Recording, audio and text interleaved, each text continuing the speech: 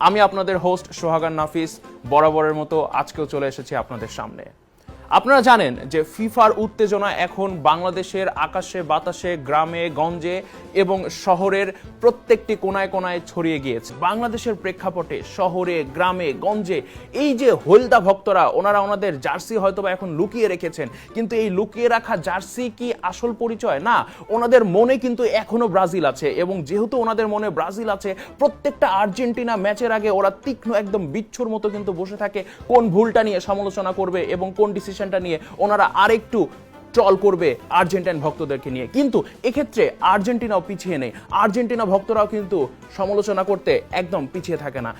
এখন এই মোমেন্টে এসে যেহেতু ওনারা ফিফা ওয়ার্ল্ড কাপের এই রাউন্ডগুলোতে আর নেই, কিন্তু ওনাদের ক্রেজ তো কমে নেই করেছে। ওনাদেরকে আপাতত জাদুঘরে রাখি, ওনাদের জন্য আমাদের সমবেদনা। 4 বছর পরে ওনাদের সাথে আবার দেখা হবে। আজকে বিদায় নিচ্ছি, আমি সোহাগান নাফিস। দেখা হবে অন্য কোনো পর্বে। আসসালামু আলাইকুম।